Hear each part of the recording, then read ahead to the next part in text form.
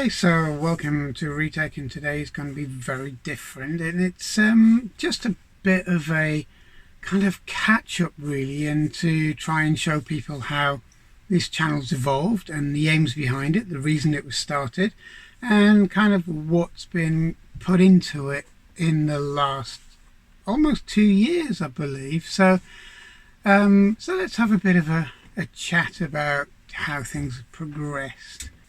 So initially, the channel was kind of done because of really an interest in classic computers, but moreover because Marcus was asking questions about these classic computers, and that was one of the biggest reasons. And it was to kind of mainly to put a spin on what the retro scene is today and what it was really like back in the day. And this is kind of the angle that I hope to be coming from the start. And originally, because I didn't really do much with YouTube or anything like that, I thought, well, let's give it a go, and I decided to use a basic mobile phone.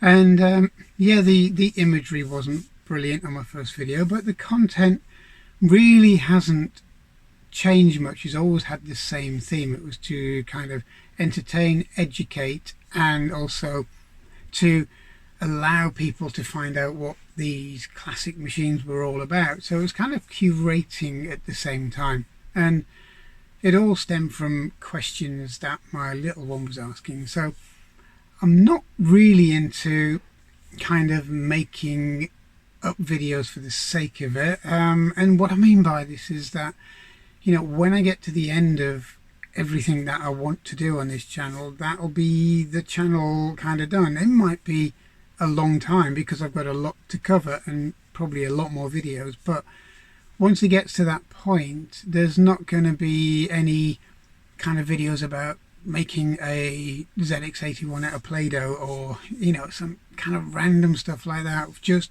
for the sake of making the video. So if you like your history and you like your articles on the hardware, and you also like kind of a slightly modern take on things, by involving, you know, people and children and, you know, people who are interested in these machines, but around today, not from a viewpoint of back in the past, then this is where we kind of are with this channel. So I hope you've enjoyed it so far. But really, I just want to kind of go through how it's evolved as well, because the originally started off on a phone, and I did a few videos via a mobile phone, and yeah, they were good. Well, I thought they were good. The actual content really hasn't kind of changed a lot, but you know, the quality in the filming and, you know, the way it's been put together kind of has. But that's because everything evolves, and today we're just going to cover a few things of how it's evolved with the kit wise. And one of the biggest things was the fact that you start off on a phone, and then you decide to buy a camera, and then from that camera you buy another camera.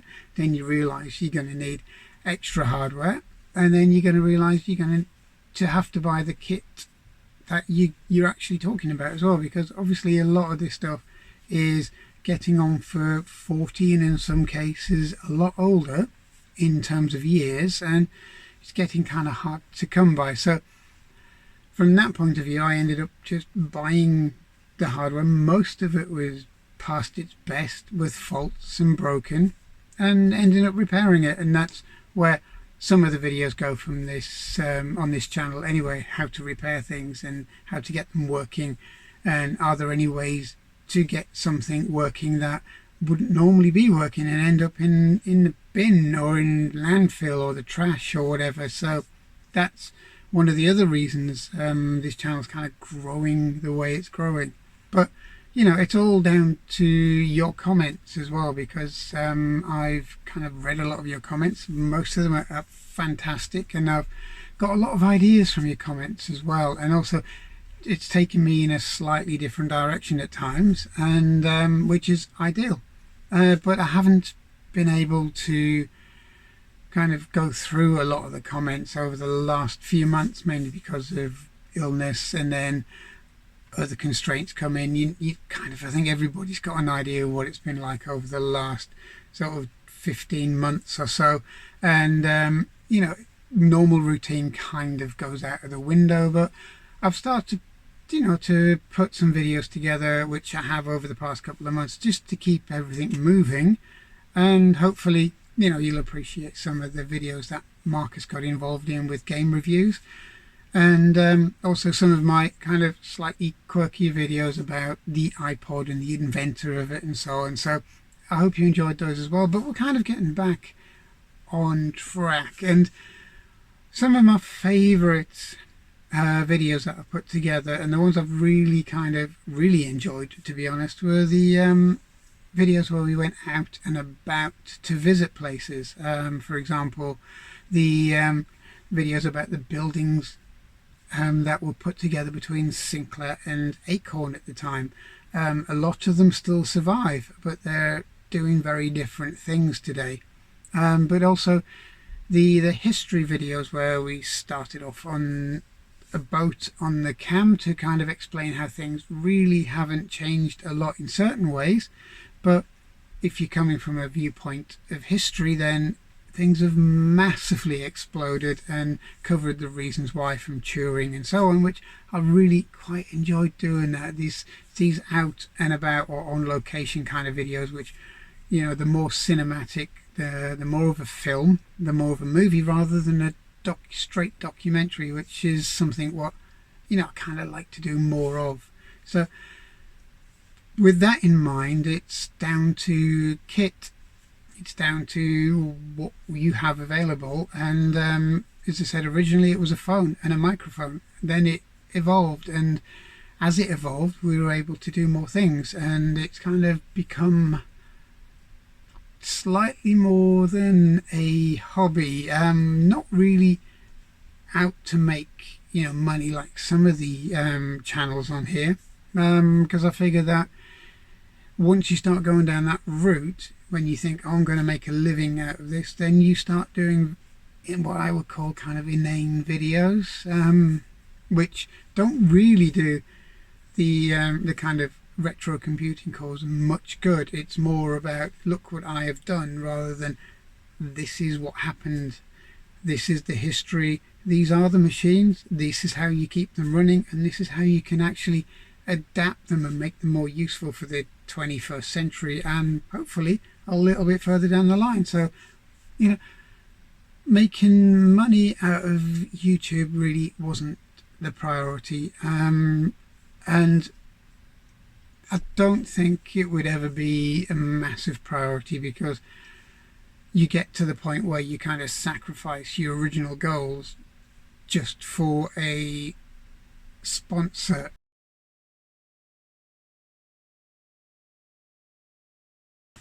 Okay, so the first thing I did after using the phone was to buy a couple of cameras, basically, and these were more of an SLR style camera.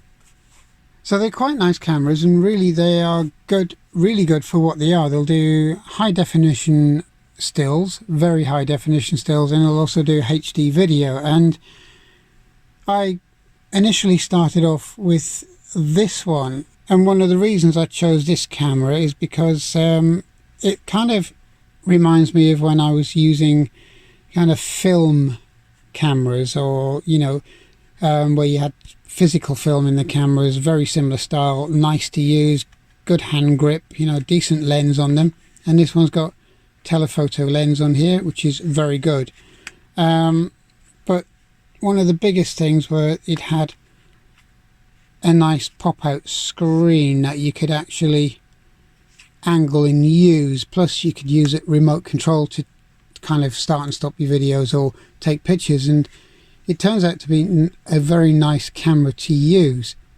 And I also at the time purchased an S7000, and the reason for this one, it was more lightweight and it had more of a fixed length lens on it as well, and it's quite a nice little camera, and it does HD video and it does very nice high definition photos. But this one, you know, isn't as high resolution as the first one I showed you, but it's lighter, it's nicer to carry around if you're just taking stills outside. And so I kind of got best of both worlds, and these are the two main cameras I started off at. Now, I probably didn't need two, but at the end of the day, it's just what I did, and you know, they were very good. The only downside is they do eat through batteries, because these aren't rechargeable packs in here, they're standard batteries, and you know, it kind of limits what you can do with it, you know, because you don't really want to be carrying around packs of batteries wherever you go and so on. But in saying that, they weren't really designed for kind of massive or long film work, so you know, they are what they are. They're designed to be general purpose photography cameras with the, you know, the ability to do video. But now they really just get used for general purpose photography more than anything else, and again, they're fantastic cameras for that. Now, moving on from those cameras is what's in this big flight case.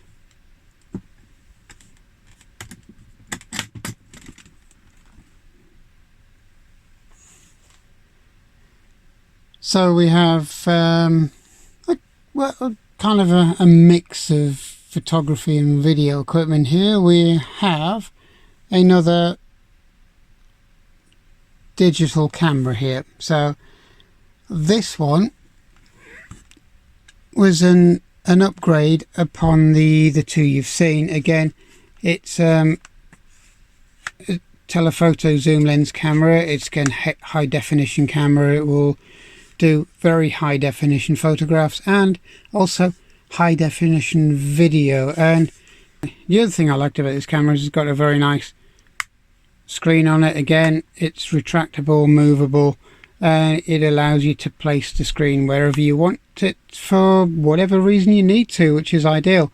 They do very high definition video and very high definition photographs, but downside again is its use of standard batteries. But again, you know, it wasn't really intended to be a camera to use for intensive video work, so it does really well. And again, I actually like using it as a standard video camera.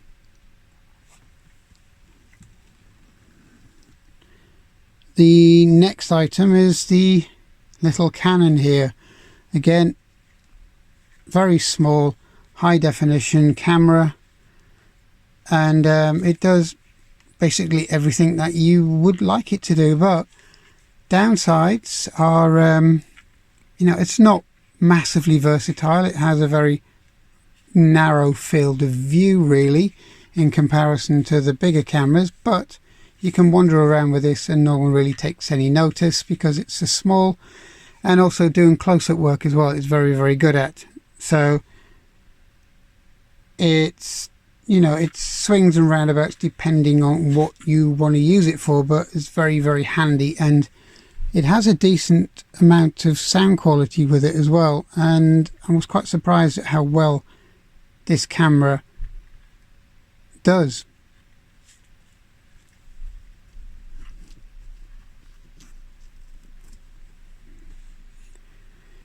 And we've also got the big semi-professional video camera here, and again, this one's probably over the top for normal stuff that we do on this channel, because it's basically a semi-professional camera. It's got or small professional camera if you look at it that way. It's got XLR inputs, 48 volts they run at. The battery will last for about 7 hours of continuous filming. It's basically designed for more than what it's being used for here, but it's a nice camera. It's quite a compact unit. It's about 1.5 kilos, so it's not the lightest thing in the world. But again, we have two separate mics on here. We have an interview mic, and if you just see here, we have a telescopic or telephoto mic style mic, and it's really powerful, and it'll pick things up from quite a distance away. And we also have a lapel mic with its cable wrapped around the actual interview mic here. So again, it's quite versatile. Maybe a little bit over the top, but you know, I've been using that one quite a lot, which does make a lot of difference, especially outside filming as well. And as you can see, it's SD based as well, and it makes a very nice addition and a very nice camera, to be honest. But again, you know, it's a lot of different kit, and the last one in this case is this little unit, which is actually a full high def waterproof camera. You can submerge this camera and it will carry on filming. You could link it to your phone, you can link it to other cameras if they've got the capability of doing that. And you know, it's not really ideal for what we do here, it's not really needed, but when messing around on boats, which I do, and it's ideal to stick the camera under the water now and again, see what's going on, and that's what this is capable of. And it's quite a nice little piece of kit. So we have quite a few different cameras going on here, and again, it's kind of evolved. So this is what we're up to at the moment, but this isn't the end of it, because you know, there's always something else that you think could be better or do better, and that's coming up next. And this is this big chunky, really heavyweight Holdall, okay, and it's kind of chunky and heavyweight for a reason, because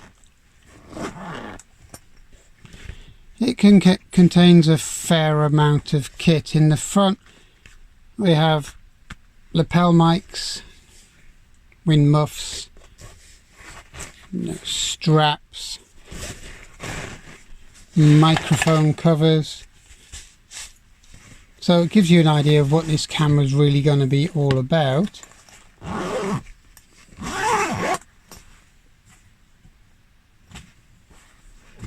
And then if we open up one of the big pockets, it's full of kit, including this little gadget here, which I've only used once or twice. It enables you to control the camera from here.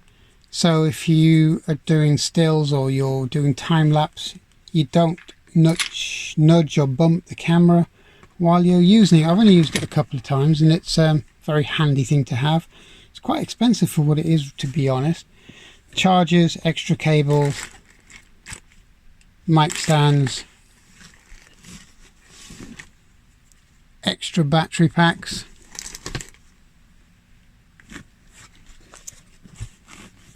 another battery packs, all kind of designed for keeping things going as long as possible.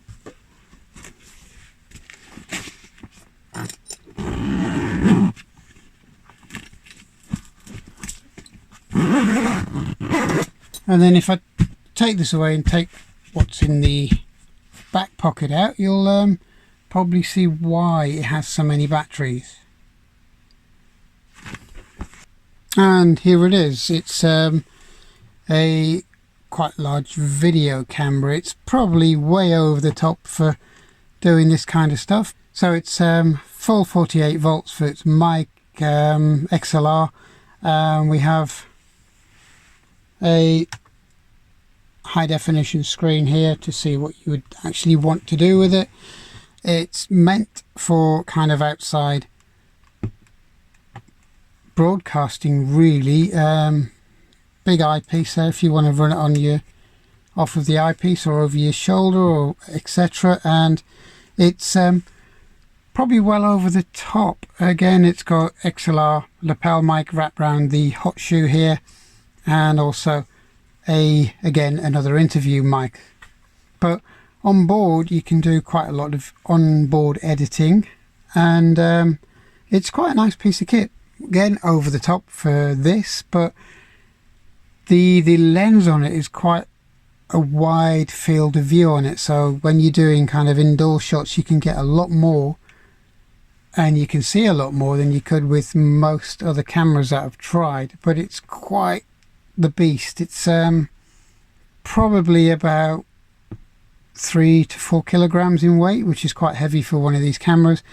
But you know, it's a bit of a hobby. It's turned into a hobby just as much as, you know, everything else. So yeah, these are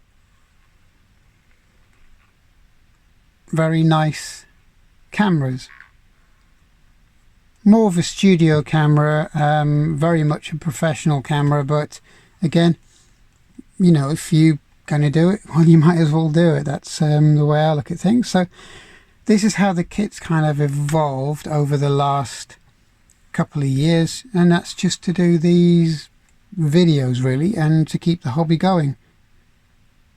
So now we're going to have a look at the other bits of kit that's evolved, just to give you an idea of what really goes into making these videos. Okay, it's not taking things off of Wikipedia, and it's not copying what other people have done, and it's not just cutting and pasting. This is actual stuff that needs to be done. It's hardware that's been bought for the reason of making these videos, or hardware that's been repaired and so on. So let's take a look at some of that kit. Now the other stuff is basically the musical stuff. I based it around the 8-bit and 16-bit era. So you have classic keyboards. I've got a modern one, but this is what I use generally to kind of do some tunes, basically, to try and get something of the era within the videos. There's quite a few screens up here, but they're kind of for different things. You've got the Commodore screen for the Messiah. You have the VGA adapter on for this screen connected to the ST, and you also have a screen on the wall, and that's connected to a modern PC, mainly for recording if I do some audio recording from analog. And then as we come across here, I have a Korg MIDI keyboard here linked to a laptop, which is used for recording. Further down we have basically small mixers, 3 different kinds, one for USB, one for direct MIDI, and one for basically analog, which is the top one. We've got a Behringer. Not so sure why I got this, but you know, it was a bit of fun. I wouldn't particularly use it that much.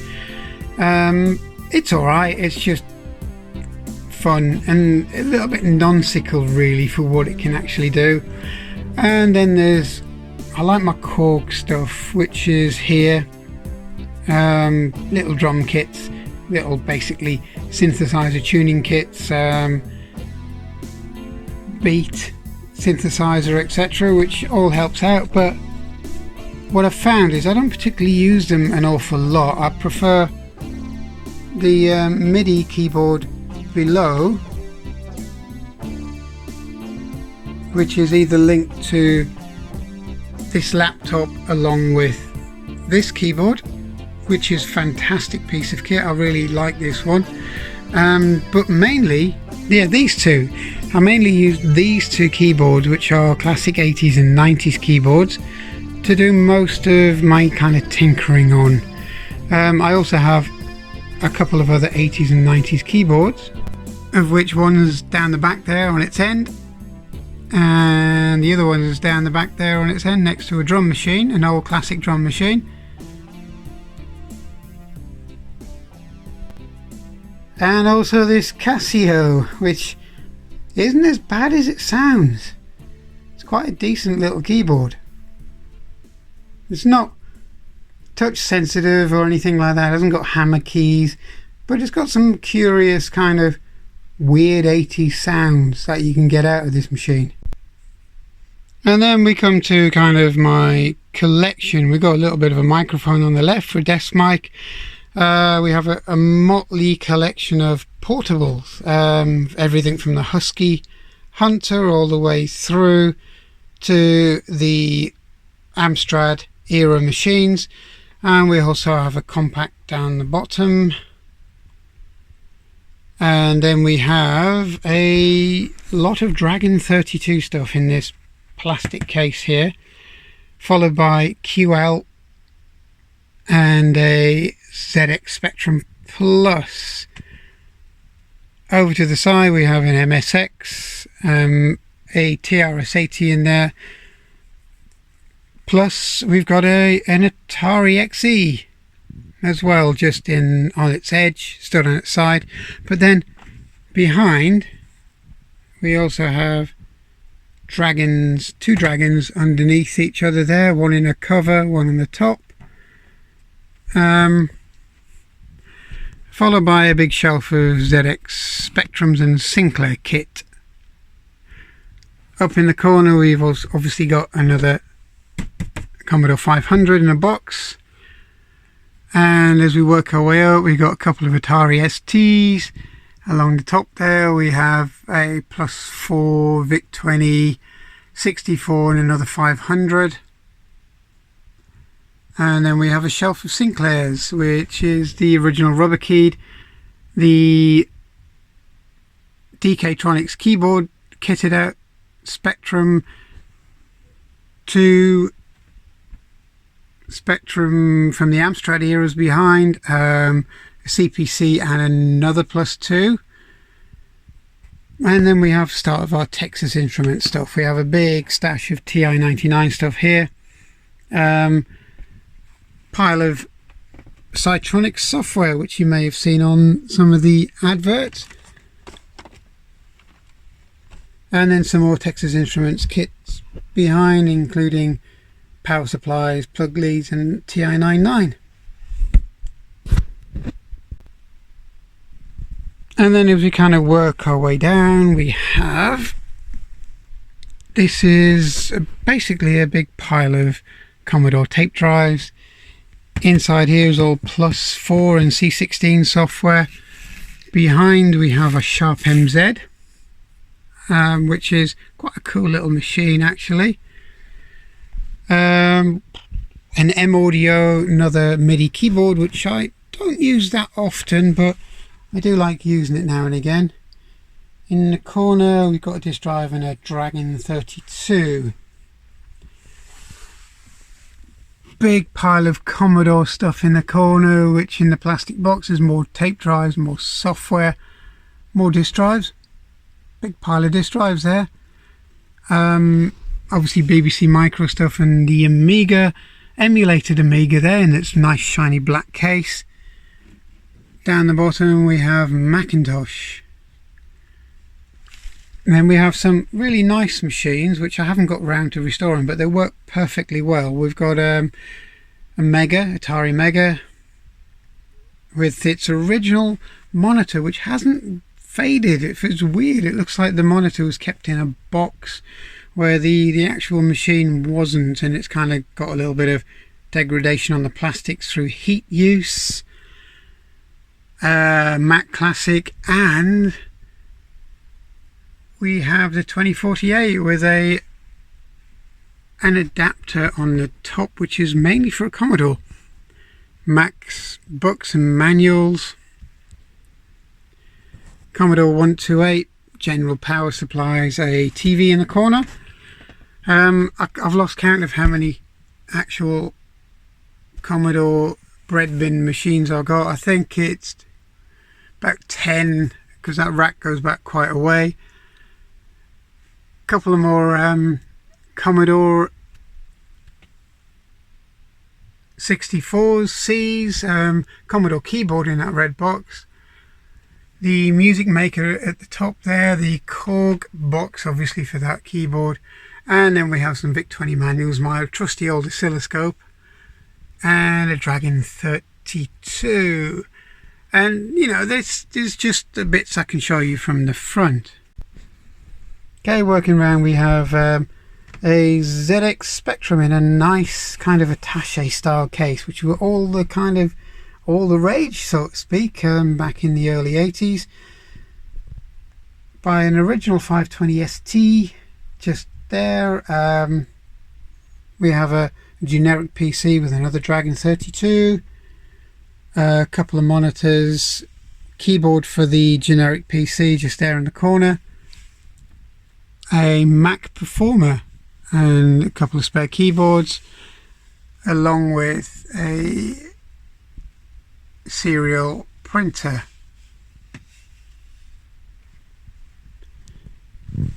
And there's just so much kit stashed about. We have printers down there,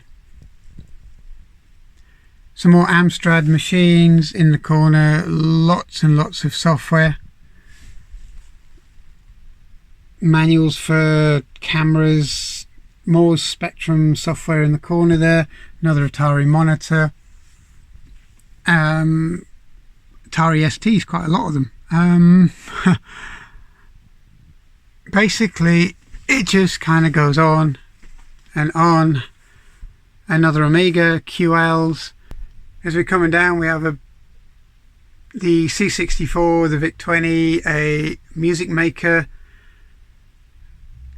a collection of Texas Instruments models, a lot of +4s, and also some more Macintosh stuff. We have basically a Mac down the bottom with and a few more Ataris, some Atari software, Philips unit, the Raspberry Pi 400, quite a few of the Psion handhelds there. Big collection of BBCs, including disk drives and teletext units, and it kind of goes on. All of this stuff has been kind of put together for the channels, really, just for, not just for the channel, but for things that needs to be done, things that we need to record for history. And it's all there really because I actually enjoy doing it, and if I didn't enjoy doing it, then I wouldn't do it at the end of the day. And again, it's to preserve a little piece of history. Okay, so I hope you enjoyed that. Thanks for watching. And you might have kind of noticed there's a very different sound and a slightly different appearance, because since doing that I've actually I must be addicted to it somehow. I'm or crazy, one of the two. I've went out and got myself another professional studio camera. Again, it was from a film studio, so hopefully going forward we'll be able to kind of improve on the picture quality, etc. But it's kind of a hobby as well. It's turned into a bit of a hobby, all these cameras. I don't know why. Music, cameras, computers, there must be a link somewhere.